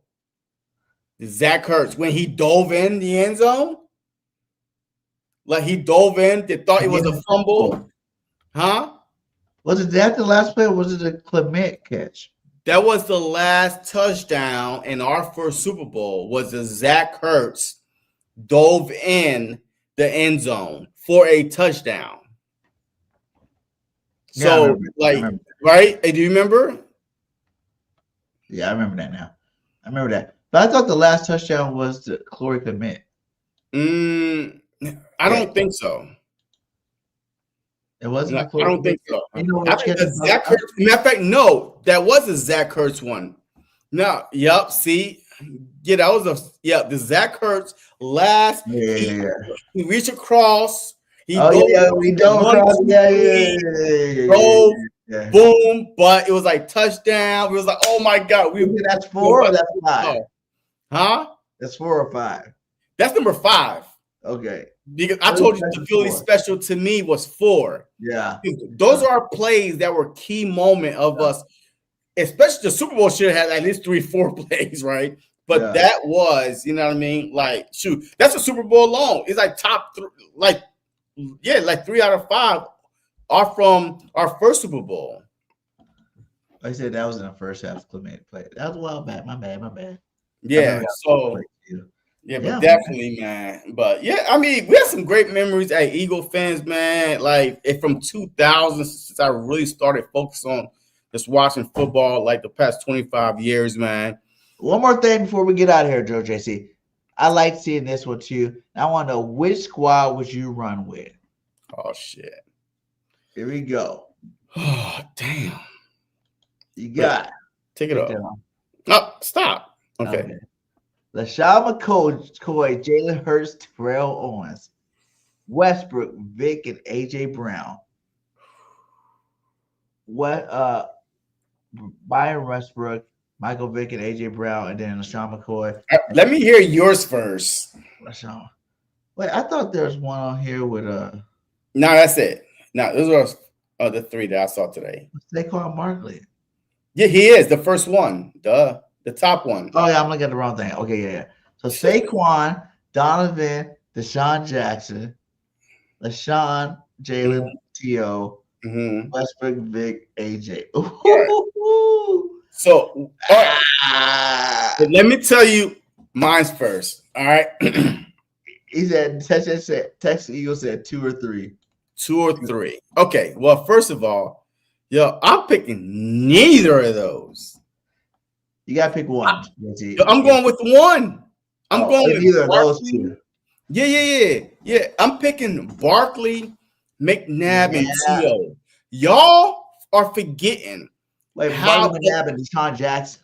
Yeah, Deshaun Jackson. Yeah, but y'all forgetting how electrified Donovan McNabb was. Him, Vic, and Cunningham were the 3 most electrified quarterback at that same exact time. But the most successful one was Donovan McNabb. I mean, this dude, the 22nd, remember on Monday Night Football versus Dallas Cowboys, and 20 seconds running around. And he never played only but 1 year with T.O. 1 year with T.O. and took it to the Super Bowl. 1 year. He never had no wide receiver like that in his prime. Never. He had Jam Thrash, Todd Pixon, Freddie Mitchell. Like, his best wide receiver was Chad Lewis, the tight end. Like, you know what I mean? Yeah. So with McNabb, with Barkley, I mean, the best running back in Philadelphia Eagle history in 1 year. All the linebackers, everybody be like, hey, watch out for Barkley. And now guess what? You got the fastest Hall of Famer, the fastest deep threat, the best deep threat in NFL history with McNabb that could throw the deep ball. Hell nah. Ain't nobody. L.J. Smith. He was one of my favorite tight ends back in the day. No, I'm telling you right now. Barkley, McNabb, and Deshaun Jackson all day. All right answers. Let's just start with that, because I would love to have seen any of these combinations together. But as the homer, my boy Jay Hurts being the number 1 quarterback in the league, you give Jay Hurts, Shady McCoy, who's arguably just as good as Saquon Barkley. You know what I'm saying? T.O., who was the first A.J. Brown on our team. T.O., who was Hall of Famer, hands down one of the best receivers ever to play the damn game. And LaShawn McCoy, Shady McCoy, cut on the stop on a dime, cut on a dime. I'm giving Jay Hurts. Hold on. Hey, he got that now. He got those guys now. He got Barkley and he got a T.O. and A.J. Brown. And that's another reason why Hurts didn't choke in the Super Bowl. But the problem is, Andy Reid. In the Super Bowl. and that gives him the edge to me. But look. So look, we're talking about hindsight 2020 right now, right? And is all these teams got the number one offensive line? That's the question too. Because Vic, not even that. They all had the best offensive line though. All three of them. Woo, now Eagles always had some great offensive line though, right? With Kelsey, with Ty Herman, and all the guys. Yeah. But come on now, BG. You are picking only because Hurts won a Super Bowl. I get it. Been to a Super Bowl twice. Shady. I get it. All-time leading rusher. But how was the play calling like? Because Andy Reid was so stubborn until he went to Kansas City. That's when we all was like, oh my God, why didn't he did that when he was in Philly? Yeah, he gave it the play calling. That's why. Like the play calling plays a big factor because McNabb was asked to throw so freaking much. We were screaming, run the ball when Andy Reid was there with McNabb. If Andy Reid had McNabb and a Saquon Barkley, he would have ran the football. No, he wouldn't. No, he would not. He had it for like freaking 11, 12 years in Philly. He had a Westbrook. He had a T.O., right? Andy Reid is a West Coast offense, throw. At least the guys that we with now, they rely on Jalen Hurts' strength. Run, throw sometimes, hit the ball off. So, but McNabb was asked to do so much with so little. I don't know no other quarterback in that era. They had a Jam Trash, a Todd Pixton, a Freddie Mitchell. Hank Basket, baby. Hank Basket. And Greg Lewis. Those are your. Basket had a hot wife. I remember that. Wait, look, it's like having a Jalen Reagor, a JJ Arcega-Whiteside. Yes. Shoot. Damn. And who else? And a whole bunch of practice squad wide receiver. With Hurts and Shady would be nasty. But a Shady is not better than Barkley. Hey, we can't say that because we already seen it with RPO. We are seeing it live with Hurts. I love you, Shady, but you're not Barkley. So BG, I'm so disappointed in you, BG. Hurts doesn't choke in Super Bowls, and Hurts brought us a goddamn ring. So, yeah, that's the only reason why. Yeah, I mean, you go T.O. versus Deshaun Jackson. T.O. went to the Super Bowl. Deshaun didn't. But the deep threat though in NFL history, pretty close to the best really deep threat. All three of them are good. Like all three of them, I feel like will win. Man, y'all are disrespecting McNabb so bad. It's crazy. Y'all must not even watch football in the early 2000s when we were having NFC championships over and over and over, and actually watch Andy Reid is the reason why we did not win more Super Bowls because of his trashy play calling. He refused to run the ball. I don't know how old y'all are, but I watched Andy Reid just screw us. We was holding signs back then in 2000, 2001, 2002. Run the ball. He was a West Coast throw. Donovan McNabb is throwing the ball 30, 40 times a game with no wide receivers. So what are y'all doing? I give my Jalen Hurts to that too. Shut up! He went to playoffs with no receivers. Bro, he had freaking Devontae Smith. He had Devontae Smith. He had Devontae Smith. Rookie year, yeah. Okay. But I'm saying the 1 year McNabb had T.O., Super Bowl. His whole career, 1 year he had T.O., Super Bowl. Like this dude was nasty with it. Deep throws, accuracy. Like, don't shit on McNabb when he comes. He did not have talent. Out of all them quarterbacks, all these are all good. All these are all good options. That's why I'm not. Yes. I'm just choosing my boy Hurts for not choking. But only okay. So if you you know what? You give Hurts, James Thrash, Freddie Mitchell, Greg Lewis, Hank Basket, Chad Lewis. How far does he go with the Westbrook? Go ahead, BG. Tell me. But we don't have to. You know why? No. But the problem is, you saying that he won the Super Bowl. Jackson and Saquon in this theory. We're not talking about what they did with the people they did it with. We're talking about if they had these as your star. Okay, so you believe that Hurts' arm is better than McNabb? His accuracy is better than McNabb. His elusiveness, watching McNabb 20 seconds run around, is better than McNabb. Stop it! You smoking that good? Stop it! There's no way. There's no way you could tell me that. There's no way. He's that McNabb is hell, but he's no Hurts, baby. Yeah, you tell him down south. All right, look, it is what it is. All you guys for that. Make I'm sure telling you right now. We're gonna come out with a couple more of these little things. I like that. That was a good one. I like that one. I seen another one too. There's Hey, wait. But y'all got me heated right now because there's no way. He's mad. Wait.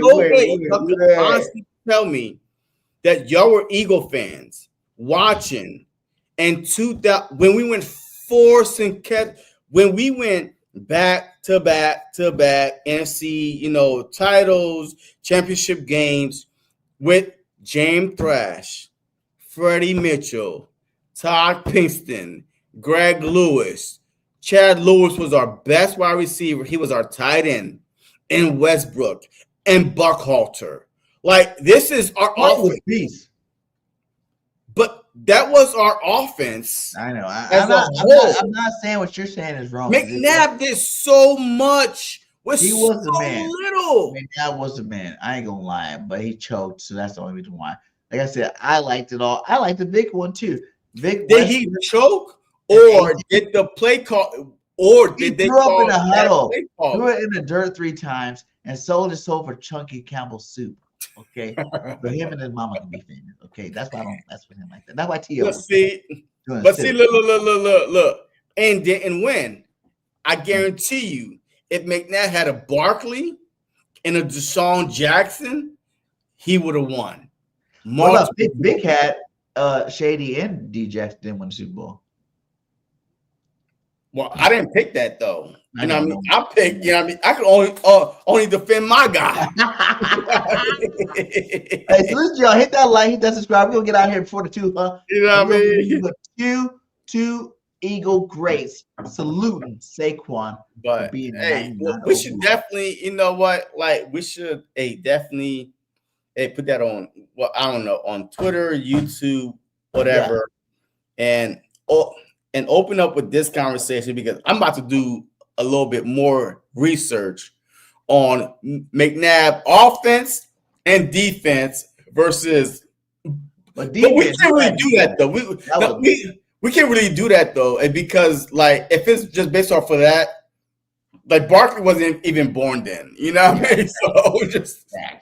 So I mean, it's just the fact that if you watch McNabb in his prime, McNabb, Vic, and Culpepper, those 3 guys were the stars in the NFL. Those were the 3 black quarterbacks that changed the game, to where I'm like, oh, wow, those 3 guys. You know what I mean? In the 2000s was those 3. And then McNabb, Vic got his thing going on.